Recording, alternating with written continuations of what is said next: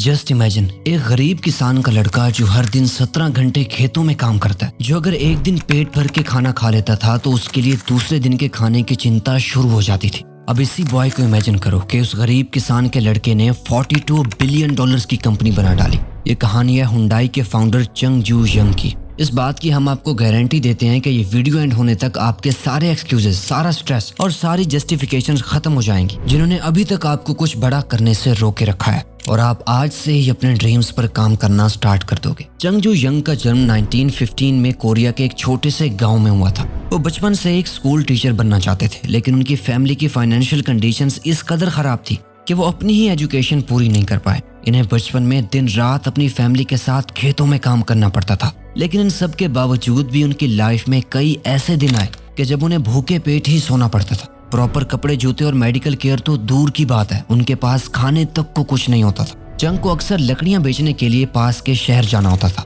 जहां वो हर तरह के लोगों को देखते थे, अमीर, गरीब, फकीर, रईस, सबको। जब उन्होंने ये देखा कि ये लोग बिना खेतों में काम किए इतना अच्छा लाइफस्टाइल जी रहे हैं, तो उन्हें अपनी करंट लाइफ से नफरत होने लगी और वो अपनी लाइफ को भी उन्हीं लोगों की तरह देखना चाहते थे। एक दिन उन्होंने एक न्यूज़पेपर आर्टिकल में पढ़ा कि पास के एक शहर में एक बड़ा कंस्ट्रक्शन प्रोजेक्ट चल रहा है और उस प्रोजेक्ट के लिए कंपनी को वर्कर्स की जरूरत है। बस फिर क्या था, उन्होंने फैसला किया कि वो अपने घर से भाग जाएंगे और शहर जाकर वहां काम करेंगे। चंग अपने एक फ्रेंड के साथ रात के अंधेरे में गांव से भाग जाते हैं और 160 किलोमीटर से ज्यादा पैदल चलने के बाद वो कोवॉन के शहर पहुंचते हैं, जहां वो एक कंस्ट्रक्शन लेबरर के तौर पर काम करते हैं। काम बहुत ही मुश्किल था और कमाई बहुत ही कम, लेकिन फिर भी ये चंग के दिल को सेटिस्फाई करने के लिए काफी था, क्योंकि पहली बार वो कोई ऐसा काम कर रहे थे जो उन्होंने खुद अपने लिए चूज किया था। लेकिन उनके घर से 2 महीने भागने के बाद ही उनकी फैमिली को उनका पता चल गया और वो उन्हें फिर से वहीं गांव ले गए और उन्हें फिर से वही खेतों में काम करना पड़ा। उनके लौटने से उनकी फैमिली तो बहुत खुश थी, बट वो खुद बिल्कुल भी खुश नहीं थे, क्योंकि वो जानते थे कि वो फार्मिंग करके कभी भी अपने लिए एक बेटर लाइफस्टाइल अचीव नहीं कर पाएंगे।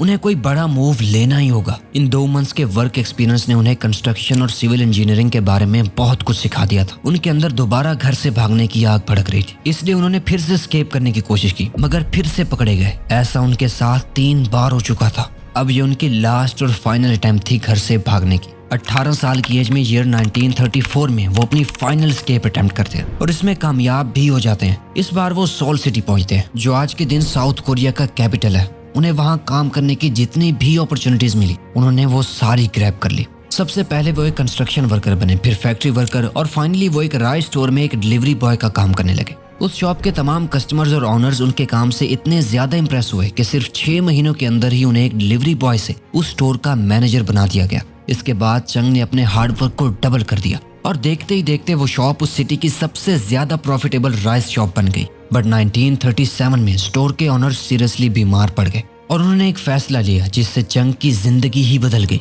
उन्होंने चंग की मेहनत को देखते हुए स्टोर को चंग के हवाले कर दिया। 4 साल के अंदर ही एक गांव का खेतों में काम करने वाला लड़का सिटी की सबसे बड़ी राइस शॉप का ऑनर बन गया। सब कुछ सही चल रहा था और चंग बहुत खुश थे, बट उनकी वो खुशी ज्यादा देर टिकने नहीं वाली थी और इसकी वजह थी वर्ल्ड वॉर 2।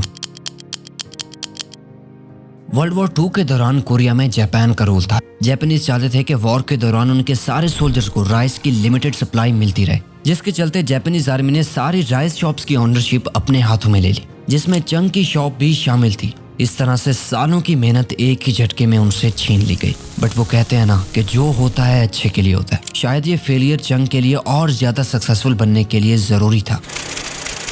अगर मैं अपने पूरे दिलो जान से कोई काम करूं तो मैं यकीनन उसमें कामयाब बनूंगा। इस सोच के साथ चंग एक ऐसा बिजनेस ढूंढने लगते हैं जिसका जापानीज आर्मी और गवर्नमेंट के साथ दूर दूर तक कोई वास्ता ना हो। बस इसी के चलते 1940 में उन्होंने 3000 वॉन का लोन लेकर एडो सर्विस गैरेज के नाम से अपना कार रिपेयरिंग बिजनेस स्टार्ट किया। बट इस मर्तबा जापानीज आर्मी ने तो कुछ नहीं किया, लेकिन वो कहते हैं ना कि प्रॉब्लम्स अपना रास्ता ढूंढ ही लेती है। गैरेज खुलने के 1 महीने के बाद ही उस गैरेज में आग लग गई और सब कुछ जल के राख हो गया। इस वक्त चंग अपनी लाइफ के सबसे डिफिकल्ट फेज में थे। एक तरफ उन्हें लोन चुकाना था और दूसरी तरफ कस्टमर्स के होने वाले लॉस के लिए पे भी करना था। अगर कोई आम इंसान ऐसी हालत में होता तो आसानी से हार मान लेता, बट चंग कोई आम इंसान नहीं थे। उन्होंने फिर से 3500 वॉन का नया लोन लिया और पहले से भी अच्छा गैरेज खड़ा किया। चंग को पता था कि कस्टमर्स की सबसे बड़ी प्रॉब्लम ये थी कि उनकी कार्स को रिपेयर होने में कई हफ्ते लग जाते थे, इसलिए उन्होंने स्पीड को अपना मेन फोकस बनाया। जहां दूसरे लोग कस्टमर्स की कार को 20 दिनों में रिपेयर करते थे, चंग का गैरेज उसे सिर्फ 5 दिनों में ही रिपेयर कर देता था। अगले 3 सालों में उनका गैरेज इतना ज्यादा सक्सेसफुल हुआ कि चंग के गैरेज में 3 या 4 नहीं बल्कि 80 एम्प्लॉयज काम कर रहे थे। इस टाइम पीरियड में चंग अपना सारा लोन क्लियर कर चुके थे और अपनी फैमिली को भी सिटी में सेटल कर चुके थे। बिजनेस तेजी से ग्रो कर रहा था कि तभी चंग के साथ एक और ट्रेजेडी हो गई। जापान को वर्ल्ड वॉर 2 के लिए वॉर रिलेटेड इक्विपमेंट्स बनाने थे, इसलिए जापानीज ने उनके गैरेज की ओनरशिप उनसे छीनकर उस गैरेज को एक लोकल स्टील प्लांट से मर्ज कर दिया। एक बार फिर से उनकी सालों की मेहनत से खड़ा किया हुआ बिजनेस एक झटके में उनसे छीन लिया गया। चंग एक बार आसमान की बुलंदियों को छूने के बाद अचानक से जमीन पर आ गिरे थे। उन्हें दोबारा अपनी फैमिली के साथ अपने गांव लौटना पड़ा, लेकिन इस बार उनके पास 50,000 वॉन की सेविंग्स थी और वो कॉन्फिडेंट थे कि अगर वो मेहनत करेंगे तो फिर से वो पहले से ज्यादा सक्सेसफुल बिजनेस बना लेंगे। ईयर 1945 में जब वर्ल्ड वॉर 2 खत्म हुई तो उसी के साथ ही कोरिया में जापान का रूल भी खत्म हो गया। कोरिया के नॉर्दर्न एरियाज में रशिया का इन्फ्लुएंस था और साउथर्न एरियाज में अमेरिका का, क्योंकि इन दोनों ने मिलकर वर्ल्ड वॉर 2 में जापान के अगेंस्ट वॉर लड़ी थी। इसी के चलते कोरिया नॉर्थ और साउथ कोरिया में डिवाइड हो गया। 1946 में चंग वापस सोल आ जाते हैं और अपना कार रिपेयर का बिजनेस दोबारा से स्टार्ट करते हैं। बिजनेस तो वही पुराना था मगर इस बार नाम नया था, हुंडई ऑटो सर्विस।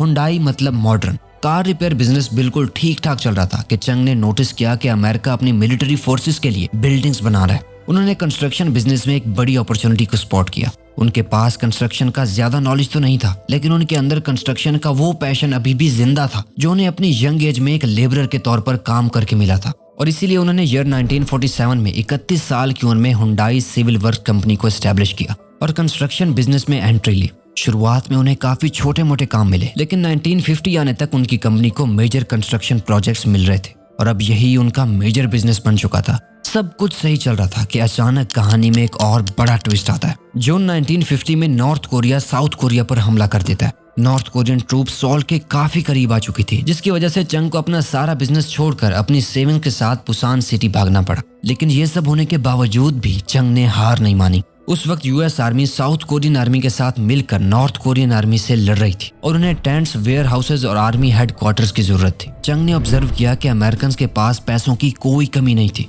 उन्हें बस रिलायबल और टाइमली डिलीवरी चाहिए थी और चंग ने अमेरिकन को वही दिया। उन्होंने एक छोटी सी टीम से वापस शुरुआत की और कैन डू मोटो अपनाया, यानी अगर प्राइस सही है तो वो कोई भी कंस्ट्रक्शन प्रोजेक्ट लेने के लिए तैयार है। वॉर चल रही थी और ऐसे में उन्हें कई सारी प्रॉब्लम्स आई, कई बार लॉसेस भी हुए, लेकिन एक बार जबान देने के बाद उन्होंने कभी भी किसी प्रोजेक्ट को बीच रास्ते में नहीं छोड़ा।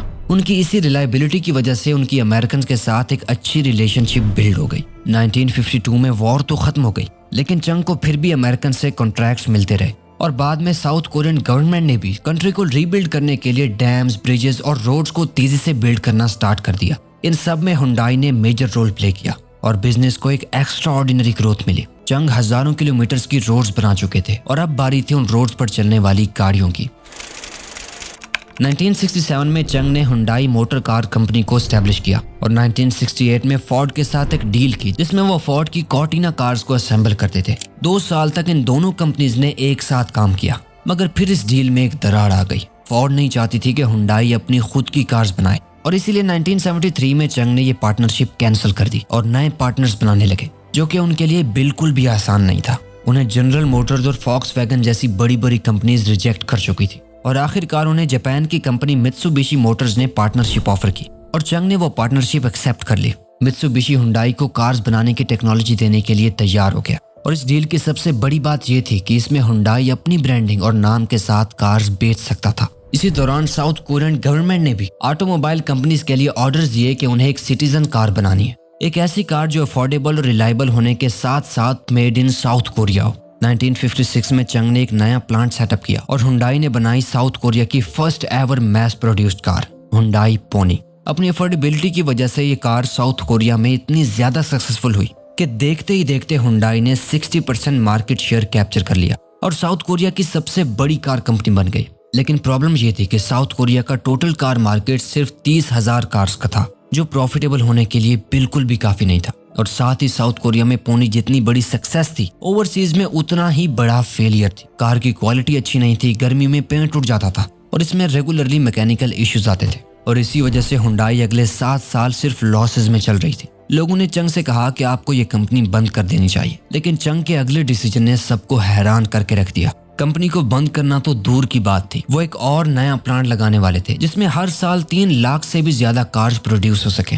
कंपनी की मैनेजमेंट को यह डिसीजन समझ में नहीं आ रहा था कि आखिर 30,000 कार्स के मार्केट में 3 लाख कार्स कौन खरीदेगा। बट चंग को इसका जवाब पता था। साउथ कोरियन इकोनॉमी तेजी से ग्रो कर रही थी और हर साल लोग पॉवर्टी से निकलकर फाइनेंशियली स्टेबल हो रहे थे, जिसका मतलब ये था कि अगले कुछ सालों में कार्स की डिमांड तेजी से बढ़ने वाली थी और साथ ही हुंडई की कार्स को स्पेशली फॉरेन कंट्रीज में एक्सपोर्ट करने के लिए भी बनाया जा रहा था। 1980 में ये फैक्ट्री रेडी हुई और 1982 में हुंडई ने कई सारी इंप्रूवमेंट के साथ अपनी पोनी 2 कार लॉन्च की। न सिर्फ ये कार साउथ कोरिया में सक्सेसफुल रही बल्कि साथ ही ये लैटिन अमेरिका, अफ्रीका और कनाडा जैसी कंट्रीज में भी सक्सेसफुली एक्सपोर्ट की गई। अगले कुछ सालों में हुंडई 4 लाख कार्स बेच के प्रॉफिटेबल हो चुकी थी और पूरी दुनिया में हुंडई एक डिसेंट कार कंपनी बन चुकी थी। बट अभी तक वर्ल्ड की सबसे बड़ी और टफेस्ट कार मार्केट को क्रैक करना अभी भी बाकी था। इंटरनेशनली एक डिसेंट कार कंपनी से एक मेजर कार कंपनी बनने के लिए यूएसए में सक्सेसफुल होना बहुत जरूरी है। हुंडई ने जब यूएस मार्केट को स्टडी किया तो देखा कि जापानीज कॉम्पैक्ट कार्स का सेगमेंट कैप्चर कर चुके थे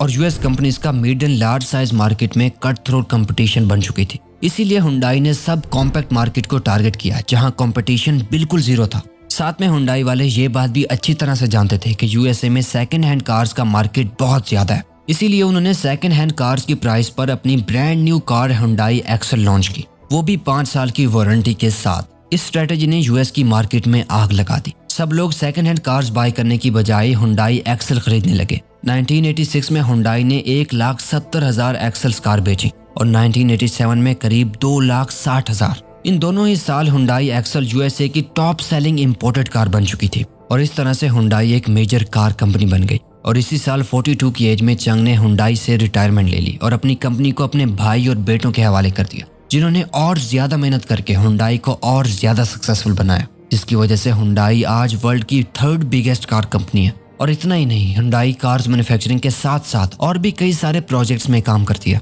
जिसमें कुल मिलाकर 42 और कंपनीज हैं, जिसमें Hyundai elevators, Hyundai information technology और हुंडई हैवी इंडस्ट्रीज हैं, जो कि दुनिया की सबसे बड़ी शिप बिल्डिंग कंपनी है। और हुंडई की वजह से ही साउथ कोरिया आज जापान को पीछे छोड़कर दुनिया की सबसे ज्यादा शिप्स बनाने वाली कंट्री बन पाई है। साउथ कोरिया के लिए हुंडई सिर्फ एक कंपनी नहीं है, हुंडई एक इंस्टीट्यूशन है जिसने कंट्री को रीबिल्ड किया, हजारों जॉब अपॉर्चुनिटीज क्रिएट की और साउथ कोरिया को एक ग्लोबल रिकॉग्निशन दिलवाया। और इन सब की शुरुआत की थी गांव के एक ऐसे लड़के ने जो 2 वक्त की रोटी की खातिर दिन में 17 घंटे खेतों में काम करता था, जो ना ही ज्यादा पढ़ा लिखा था और ना ही ज्यादा स्मार्ट। अगर कुछ उसके पास था तो वो था एक विजन, इमेंस पैशन और सबसे ज्यादा अपनी जिंदगी को बदलने का जुनून। तो अगर ये वीडियो आपको अच्छी लगी तो वीडियो को लाइक और चैनल को सब्सक्राइब करके बेल आइकन को दबा दीजिएगा ताकि आप आने वाली कोई भी वीडियो मिस ना कर पाओ। Thank you for watching.